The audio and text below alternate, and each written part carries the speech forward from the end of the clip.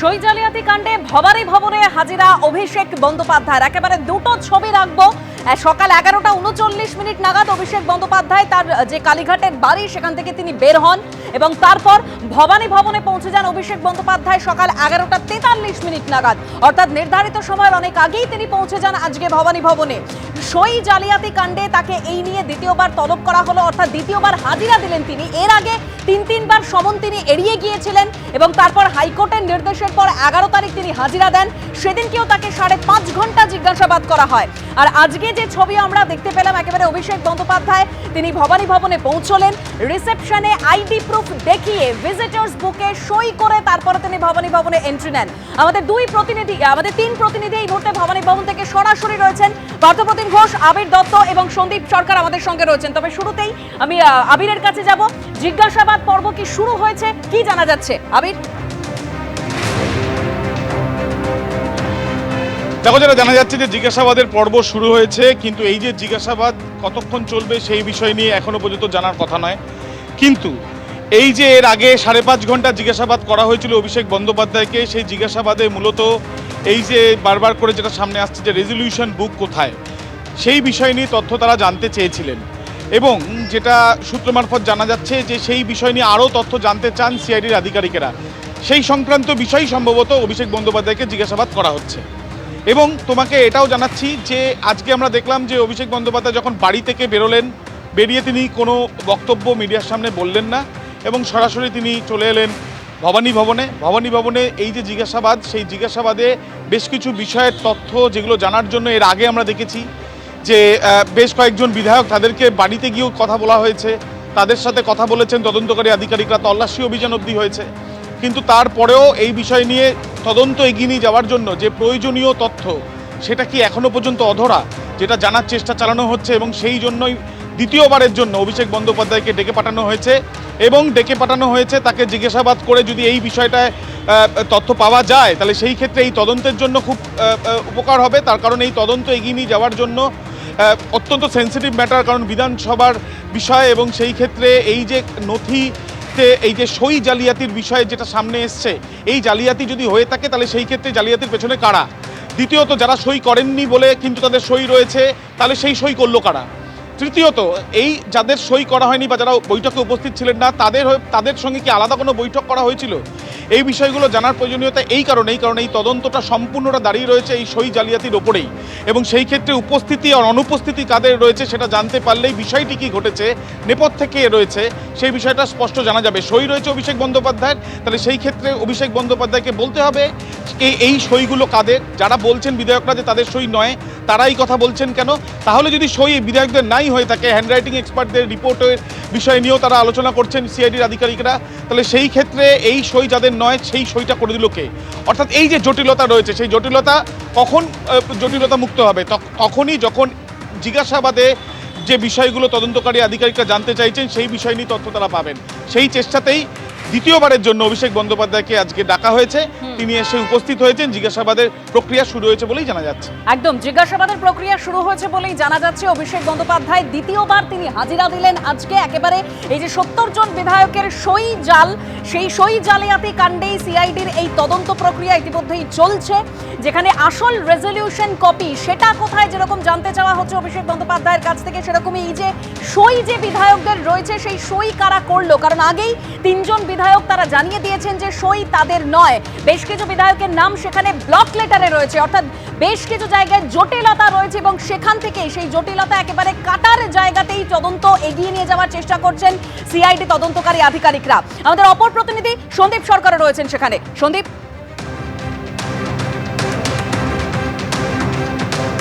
দেখো, আজকে আমরা দেখেছি যে মোটামুটিভাবে 12টার আগেই অভিষেক বন্দ্যোপাধ্যায় ঢুকে গিয়েছেন ভবানী ভবনে। এখন তাকে এর আগের দিন 5.5 ঘন্টা যেটা করা হয়েছিল, মূল যে রেজলিউশন বুক, সেই রেজলিউশন বুকটা খুঁজে পেতে চাইছেন সিআইডি তদন্তকারীরা। অর্থাৎ যে বৈঠকে এই সিদ্ধান্তটা হলো একটা বৈঠকের মধ্যে যদি একটা সিদ্ধান্ত হয় তাহলে তো তার একটা রেজলিউশন কপি থাকবে। সেই রেজলিউশন কপিটা কোথায়?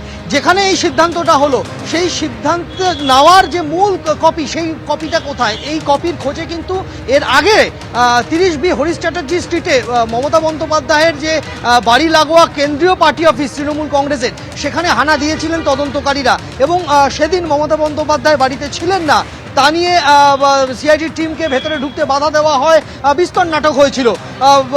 আইনজীবী এবং তৃণমূল কংগ্রেসের প্রাক্তন সাংসদ শুভাশিস চক্রবর্তী তিনি সিআইডির টিমকে বাধা দেন বলে আমরা দেখেছি যে সিআইডি অফিসাররা তারা উষ্মা প্রকাশ করেন।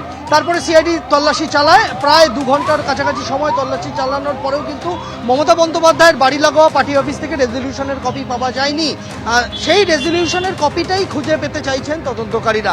সেটা কোথায় তার জন্য আগের দিন জিজ্ঞাসাবাদ করা হয়েছে, আজকে জিজ্ঞাসাবাদ করা হচ্ছে। সেই রেজলিউশনের কপি কোনোভাবে নষ্ট করে ফেলা হয়েছে কিনা সেটা জানার চেষ্টা করছেন। যদি সেটা নষ্ট করে ফেলা হয়ে থাকে সেটা একটা অপরাধের পর্যায়ে পড়বে এবং সেই বিষয়টা তদন্তকারীরা খতিয়ে দেখছেন। ইতিমধ্যেই তৃণমূল কংগ্রেসের বহু জয়ী বিধায়ক তারা জানিয়েছেন যে কপি স্পিকারের কাছে জমা পড়েছিল, বিরোধী দলনেতা কে হবে তা সিদ্ধান্ত নিয়ে যে কপি জমা পড়েছিল তার মধ্যে যে সইগুলো তাদের বলে দাবি করে জমা পড়েছে বিধানসভায়, সে সই তাদের নয়। এটাই হচ্ছে মূল মামলা, মূল অভিযোগ যে সই নকল করা হয়েছে। নিজের দলের বিধায়কদের সই নকল করে একটা কপি স্পিকারের কাছে জমা দিয়েছেন অভিষেক ব্যানার্জি। এই হচ্ছে অভিযোগ। সেই অভিযোগের ভিত্তিতেই তদন্ত, সেই অভিযোগের ভিত্তিতেই জেরা হচ্ছে অভিষেক ব্যানার্জিকে। এখন সেই অভিযোগের তদন্ত করতে গেলে ওই যে বৈঠকে এই সিদ্ধান্ত হয়েছে, যে বৈঠকটা হয়েছিল 30B হরিশ চ্যাটার্জি স্ট্রিটে কালীঘাটে তৃণমূলের সেন্ট্রাল পার্টি অফিসে মমতা ব্যানার্জির বাড়ির লাগোয়া, সেই পার্টি অফিসে রেজলিউশনের কপি পাওয়া যায়নি। সেই রেজলিউশনের কপির খোঁজে কিন্তু এই মুহূর্তে সিআইডির টিম তারা অভিষেক ব্যানার্জিকে জিজ্ঞাসাবাদ শুরু করেছেন। একদম সন্দীপ, তুমি আমাদের সঙ্গে থাকো। আর আজকেও যে ছবি একদম ধরা পড়েছে, যেটা আপনাদের সামনে আরো একবার রাখবো, অভিষেক বন্দ্যোপাধ্যায় তিনি ভবানী ভবনে পৌঁছলেন, একেবারে ভবানী ভবনের গেটের বাইরেই তিনি নামলেন এবং তারপরে যে ভিজিটার্স বুক সেখানে সই করে তারপর তিনি ভবানী ভবনে এন্ট্রি নেন। তবে 11 তারিখ যেটা দেখা গিয়েছিল সেখানে তিনি প্রথমে সই না করেই ভেতরে ঢুকে গিয়েছিলেন, পরে আবার ভিজিটার্স বুকে সই করার জন্য তিনি বেরিয়ে এসে সেখানে সই করেন, তারপর তিনি ভবানী ভবনে যান। একেবারে 11টা 43 নাগাদ আজকে ভবানী ভবনে পৌঁছে যান অভিষেক বন্দ্যোপাধ্যায়। তবে আমি এই জায়গা থেকে একবার পার্থপ্রতিম ঘোষ আমাদের অপর প্রতিনিধির কাছে যাব। পার্থ, ভিআইপি জোনের বাইরে অভিষেক বন্দ্যোপাধ্যায়ের গাড়ি পার্ক করা হয়েছে, ঠিক যেরকম যে তথ্যটা তুমি কিছুক্ষণ আগে তুলে ধরছিলে।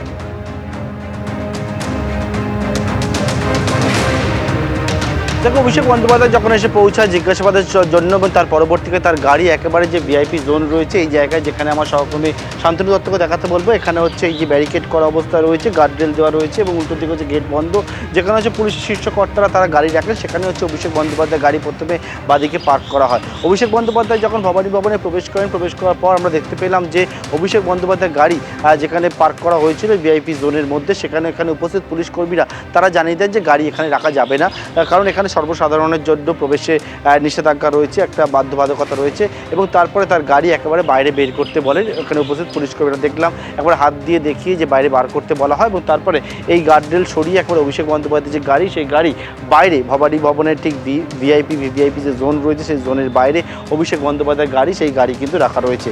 আজকে যে তদন্ত সেটা হচ্ছে সই জালিয়াতি মামলা তদন্ত। সেই সই জালিয়াতি মামলা তদন্তে ইতিমধ্যে 20 তারিখ 20 মে অল ইন্ডিয়া তৃণমূল কংগ্রেসের একটা লেটার প্যাডে, যেখানে হচ্ছে মাননীয় স্পিকারের উদ্দেশ্যে অভিষেক বন্দ্যোপাধ্যায় সই করা একটা লেটার, সেই লেটার যায়। সেই লেটারে হচ্ছে লিডার অফ অপোজিশন করা হয় শোভনদেব চট্টোপাধ্যায়কে, ডেপুটি লিডার করা হয় অসীমা পাত্র এবং নয়না বন্দ্যোপাধ্যায়কে চিফ হুইপ করা হয় ফিরহাদ হাকিমকে এবং সেখানে বলা হয় যে 6 মে তাদের একটা বৈঠক হয়, সেটা হচ্ছে 30B হরিশ চ্যাটার্জি স্ট্রিটে এবং সেখানে সর্বসম্মতিক্রমে সিদ্ধান্ত হয় 70 জন বিধায়কের উপস্থিত ছিল বলে একটা সই থাকে এবং সেই সইতে উল্লেখ করা হয় যে কারা কারা এই যে পদগুলোর কথা বললাম সেই পদে তারা থাকবেন এবং বাকি যে 10 জন বিধায়ক তাদেরও সম্মতি রয়েছে, তারা অনুপস্থিত থাকলেও সেই বিষয়ে উল্লেখ করা হয়েছিল।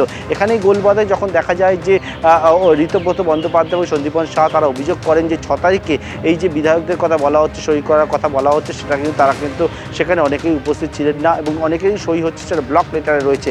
এর পরবর্তীকালে সেই অভিযোগের পরিপ্রেক্ষিতে একেবারে মামলা হয়, মামলার পরিপ্রেক্ষিতে প্রথমে হেয়ারস্ট্রিট থানা, তারপরে সেই মামলা তদন্তভার নেয় সিআইডির গোয়েন্দারা এবং সেই মামলাতে একেবারে 20 তারিখে যে চিঠি জমা পড়ে সেখানে যে উল্লেখ করা হয়েছিল 6 তারিখে এই বইটাকে সিদ্ধান্ত হয়েছে সেই সিদ্ধান্তকে সকলে মিলে নিয়েছিলেন। এখানে ব্লক লেটারে সই কেন? পাশাপাশি হচ্ছে বেশ কয়েকজন বিধায়ক জানিয়েছেন যে তাদের যখন সেই সই দেখায় সিআইডি, তারা জানান যে এই সই তাদের না, তাহলে এটা হলো কীভাবে? এই রকম প্রশ্নগুলোই কিন্তু উঠেছে এবং সেই প্রশ্নের পরিপ্রেক্ষিতে যেহেতু লেটার হেডে অভিষেক বন্দ্যোপাধ্যায় সই রয়েছে লেটার প্যাডে এবং সেই সই পরবর্তীকালে অভিষেক বন্দ্যোপাধ্যায়কে তলব করেছিল সিআইডির গোয়েন্দারা তিনবার, তিনি হাজিরা দেননি। মামলা করা একেবারে আদালত পর্যন্ত এবং আদালতের নির্দেশে অভিষেক বন্দ্যোপাধ্যায় গত বৃহস্পতিবার দিন সিআইডির জেরার মুখোমুখি হন, 5.5 ঘন্টা জিজ্ঞাসাবাদ করা হয় এবং তারপরে সিআইডির দাবি সদুত্তর না পাওয়ায় এমনকি একাধিক প্রশ্ন করা হলো। যে প্রশ্নগুলো উঠেছে সেই প্রশ্নে অভিষেক বন্দ্যোপাধ্যায় বেশ কয়েকবার মেজাজ পর্যন্ত হারান এবং তারপর অভিষেক বন্দ্যোপাধ্যায়কে আবারও আজকে তলব করা দুপুর 12টার সময়। অভিষেক বন্দ্যোপাধ্যায় 12টা বাজার কিছু সময় আগেই ভবানী ভবনে হাজিরা দিয়েছেন এবং ইতিমধ্যে জিজ্ঞাসাবাদের যে পর্ব সেটাও শুরু হয়েছে। একদম পার্থ, তুমি আমাদের সঙ্গে থাকো। অর্থাৎ 11 তারিখের জিজ্ঞাসাবাদে বেশ কিছু প্রশ্নের সদুত্তর মেলেনি সিআইডির দাবি এবং তার জন্য আজকে তাকে ফের তলব করা হয়েছে। দুপুর 12টার সময় তলব করা হয়েছিল, কিন্তু নির্ধারিত সময়ের অনেক আগেই অভিষেক বন্দ্যোপাধ্যায় ভবানী ভবনে আজকে পৌঁছে যান।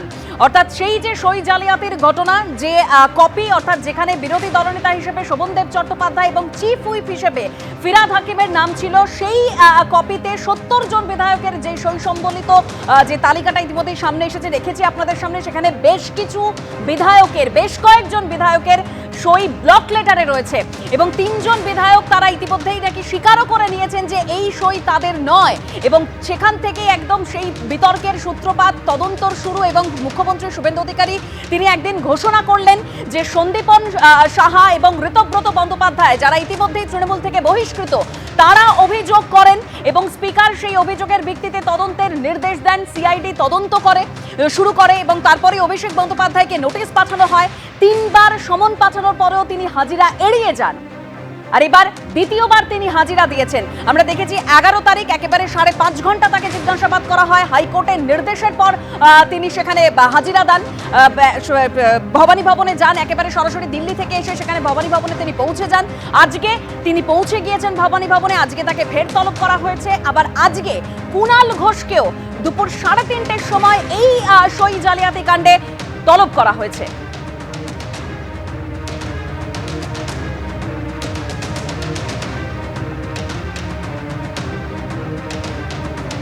দুপুর 3:30 নাগাদ কুণাল ঘোষকেও ভবানী ভবনে আজকে হাজিরার নির্দেশ দেওয়া হয়েছে। বিধায়কের সই জালিয়াতি কাণ্ডে মদন মিত্রকেও সিআইডি নোটিশ পাঠিয়েছে বলেই খবর। এই সংক্রান্ত কি খবর রয়েছে, আবির দত্ত?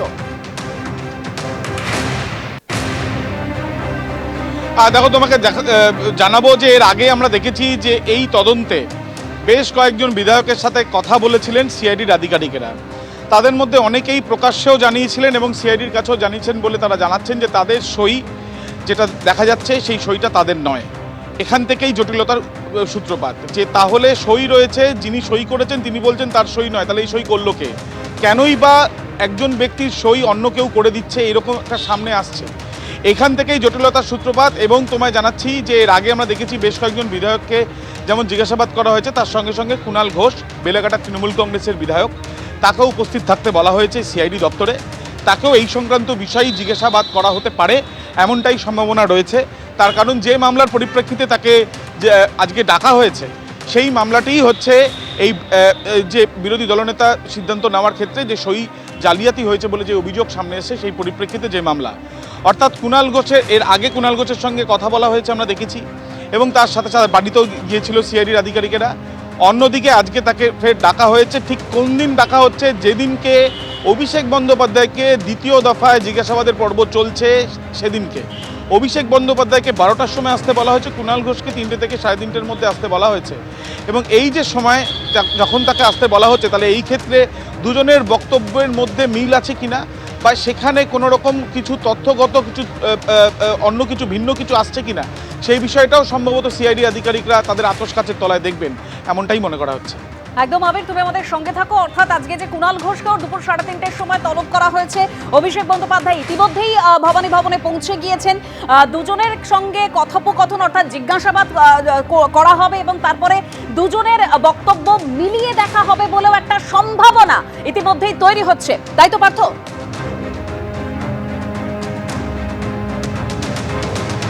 একেবারেই দেখে, এবং শুধু এই দুজন যে কুণাল ঘোষের বক্তব্যই না, এর আগে তুমি দেখেছো যে ফিরহাদ হাকিমের বাড়িতে পৌঁছেন সিআইডি আধিকারিকরা, চন্দ্রনাথ সিনহার বাড়িতে পৌঁছেন সিআইডি আধিকারিকরা, মদন মিত্রকেও কিন্তু তদন্ত সহযোগিতা করার জন্য ইতিমধ্যে নোটিশ দেওয়া হয়েছে। এরকম একাধিক বিধায়কের বাড়িতে কিন্তু পৌঁছে গিয়ে তাদের বক্তব্য নেওয়া হয়েছে। পাশাপাশি 3 জন বিধায়ক রয়েছে, যার মধ্যে বাহারুল ইসলাম, তার মধ্যে অরূপ রায়, তার মধ্যে রয়েছে সুভাষিস দাস, এনাদের বক্তব্য কিন্তু সিআইডি নেয় এবং তাদের যে বক্তব্য, অভিষেক বন্দ্যোপাধ্যায়ের কী বক্তব্য, এই রকম একের পর এক যে বক্তব্যগুলো রয়েছে সেই বক্তব্যগুলো কিন্তু রাখা হবে অভিষেক বন্দ্যোপাধ্যায়ের কাছে। এবং সেই বক্তব্যের পরিপ্রেক্ষিতে কোন জায়গায় যে জায়গায় ধোঁয়াশা তৈরি হয়েছে, যে জায়গায় অসংগতি ধরা পড়ছে, সেই অসংগতি কাটানোর জন্য অভিষেক বন্দ্যোপাধ্যায়ের কাছ থেকে সদুত্তর চাইছেন সিআইডির আধিকারিকরা। এবং সেই সদুত্তর ইতিমধ্যে সিআইডির দাবি, আগের দিনকে তাদের অভিষেক বন্দ্যোপাধ্যায়ের কাছ থেকে জানতে চাওয়া হলো, সেই সদুত্তর পাওয়া যায়নি। এবং সেই সদুত্তর যাতে পাওয়া যায়, সেই রেজুলেশন বুকের কপি সংক্রান্ত বিষয়ে সদুত্তর পাওয়া যায়, তার জন্যই অভিষেক বন্দ্যোপাধ্যায়কে আবারও তলব করা হয়েছে এবং সেই জিজ্ঞাসাবাদ পর্ব ইতিমধ্যেই শুরু হয়েছে।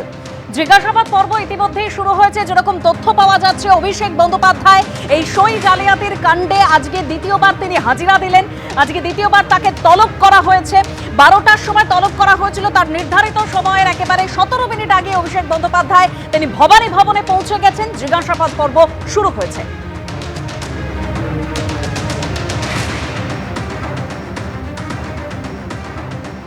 এবিপি আনন্দ, এগিয়ে থাকে, এগিয়ে রাখে।